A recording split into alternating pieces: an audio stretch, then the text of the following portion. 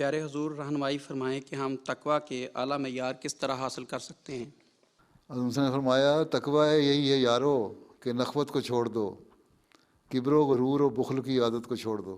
تقوی کیا ہے؟ تقوی یہ ہے کہ اللہ تعالیٰ کا خوف، اللہ تعالیٰ کا خوف کسی ڈر کی وجہ سے نہیں، بلکہ اللہ تعالیٰ کا خوف کہ اللہ تعالیٰ ناراض نہ ہو جائے اس کی محبت کی وجہ سے۔ آپ کو کسی سے پیار ہو تو اس کا یہی ہوتا ہے نا کہ ناراض نہ ہو جائے۔ بعض لوگ اپنی بیویوں سے لڑائی اس لیے کر لیتے ہیں کہ ماں باپ ناراض نہ ہو جائیں، ٹھیک ہے نا، تو وہ محبت کی وجہ سے ہوتا ہے نا، ٹھیک ہے۔ حالانکہ اللہ تعالیٰ نے یہی فرمایا ہے کہ بیویوں کی بھی حق ادا کرو اور ماں باپ کی بھی حق ادا کرو، تو لیکن بہرحال ایک محبت ہوتی ہے جس کی وجہ سے، اس خوف کی وجہ سے آپ لوگ ان کی باتیں مانتے ہیں، ٹھیک ہے۔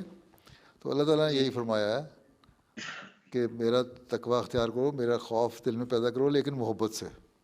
اللہ کی محبت پیدا ہو جائے گی، جس کے لیے میں پہلے بتا چکا ہوں، بہت ساری وضاحت کر چکا ہوں، تو تقوی کا معیار بھی حاصل ہوگا۔ پھر جو اللہ تعالیٰ کے احکامات ہیں اس پہ عمل کریں۔ قرآن کریم میں بے شمار احکام ہے، 700 حکم ہے یا 1200 حکم ہے، بعض جگہ لکھا ہے، تو وہ جتنے بھی ہیں تلاش کر کے جہاں جہاں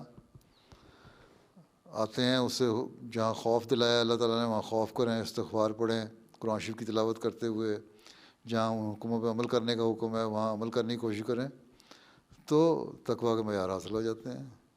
ہمارے پاس سامنے رہنما کتاب تو رکھی ہوئی ہے اللہ تعالیٰ نے، اب میں نے کیا بتانا ہے اس پہ؟